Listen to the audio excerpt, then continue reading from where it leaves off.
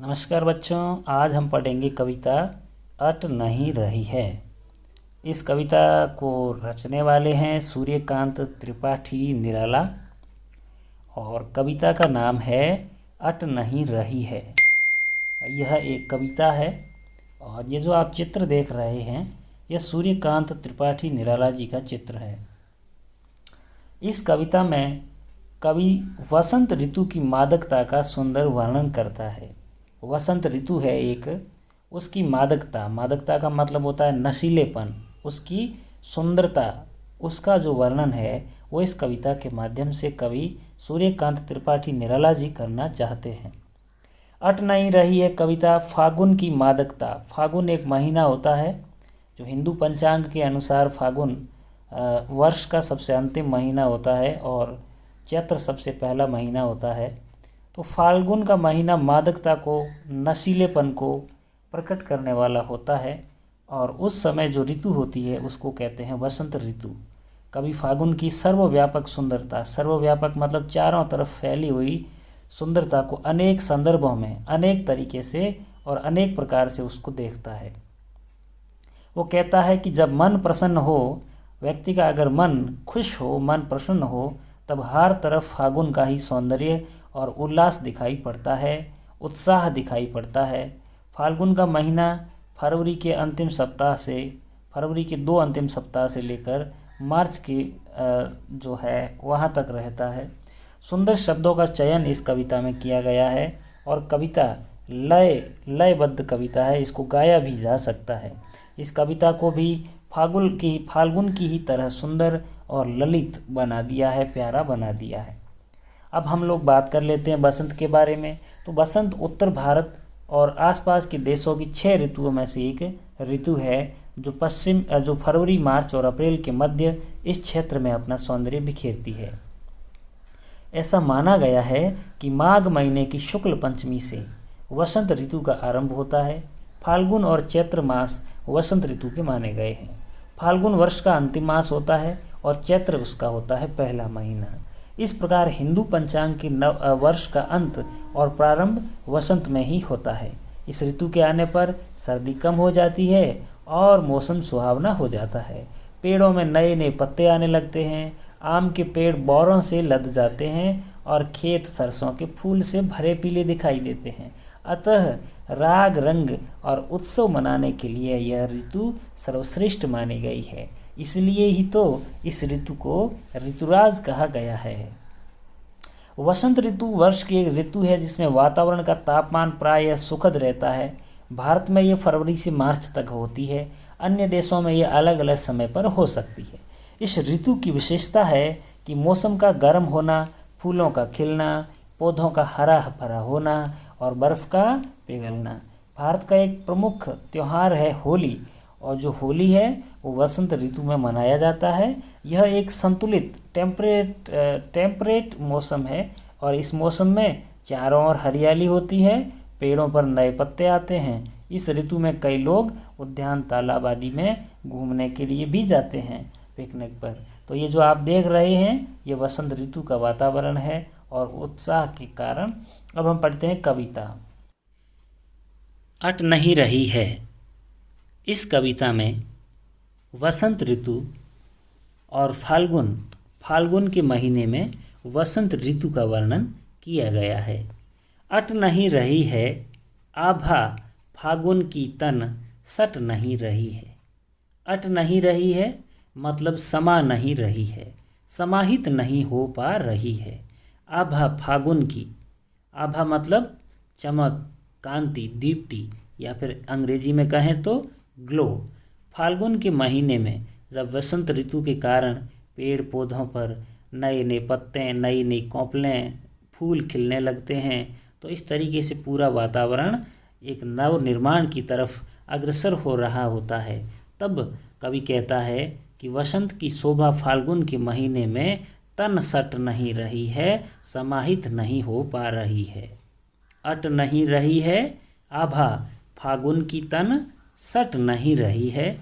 तो कुल मिलाकर यही कहना चाहता है इन पंक्तियों के माध्यम से कि वसंत ऋतु जो कि फाल्गुन के महीने से शुरू होता है, उसकी जो शोभा है, उसका जो ग्लो है, उसकी जो चमक है वो इतनी अत्यधिक है कि वो समाहित भी नहीं हो पा रही है।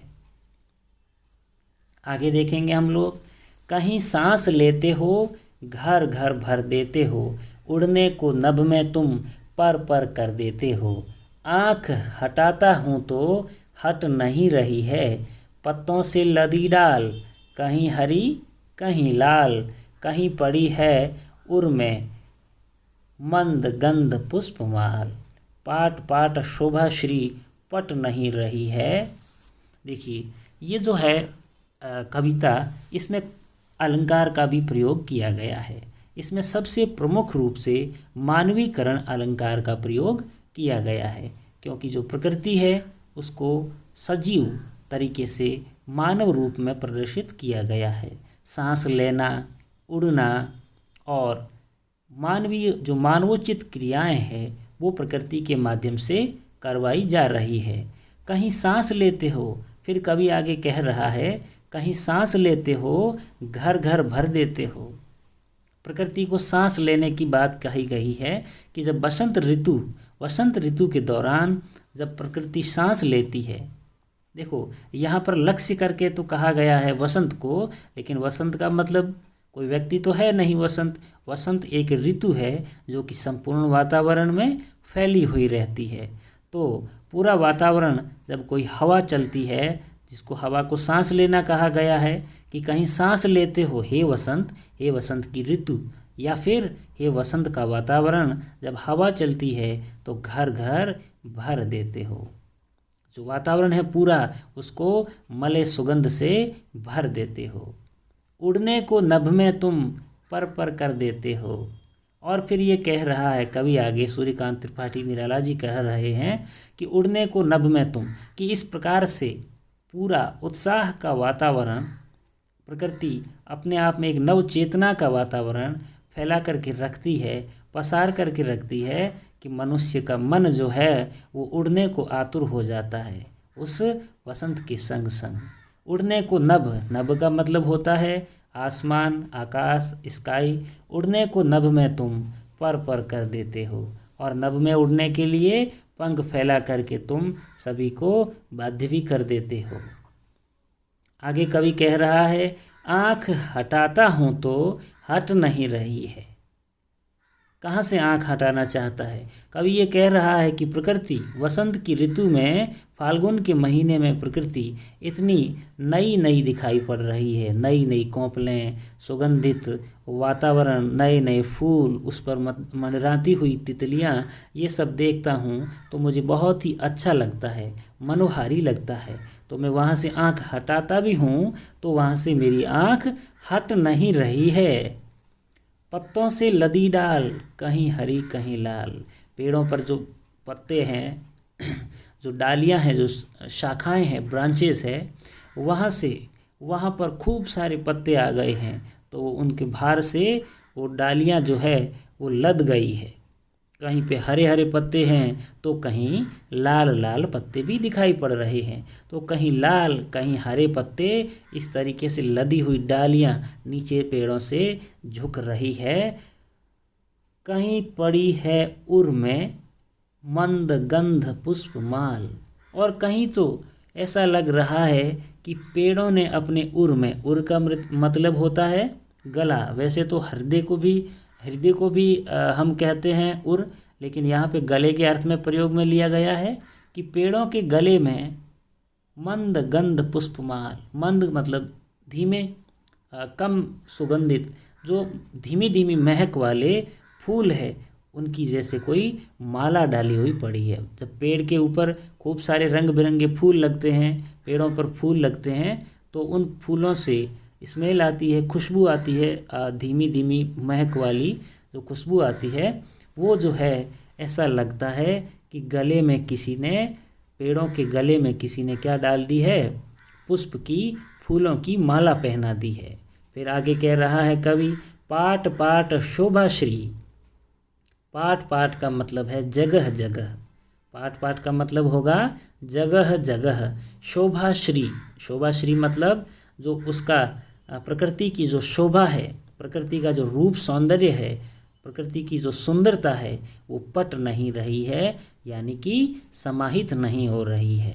तो कुल मिलाकर के इस कविता के माध्यम से हमें ये सीखने को मिल रहा है कि कवि सूर्यकांत त्रिपाठी निराला जी यह कह रहे हैं कि जो वातावरण है वो फाल्गुन के महीने में बसंत ऋतु के कारण एकदम शोभायमान, कांतिमय, चमकदार, ग्लो, शाइनिंग वाला और नए वातावरण का निर्माण उस समय होता है। पक्षियों में उत्साह, मनुष्यों में उत्साह, जीव जंतुओं में उत्साह, पेड़ पौधों में नयापन, और इस तरीके से जो व्यक्ति का मन है वो ऐसे वातावरण को देख करके क्या हो जाता है, उड़ने को नभ में तुम पर कर देते हो। तो यहाँ पर कवि सूर्यकांत त्रिपाठी निराला जी इनसे कह रहे हैं वसंत से, और वसंत की शोभा को बता रहे हैं फाल्गुन के महीने के दौरान। ठीक है, तो मैं उम्मीद करता हूँ आपको यह अच्छे से कविता समझ में आ गई होगी। फिर भी अगर आपके मन में कोई समस्या है या फिर कोई सुझाव है तो आप नीचे कमेंट बॉक्स में ज़रूर लिखें। अगर आपको ये वीडियो अच्छा लगा है तो अपने दोस्तों के साथ में ज़रूर शेयर करें और इस वीडियो को लाइक करके हमें ऐसे ही हमारा उत्साहवर्धन करते रहें। धन्यवाद। मिलते हैं किसी और अन्य वीडियो में, तब तक के लिए बाय।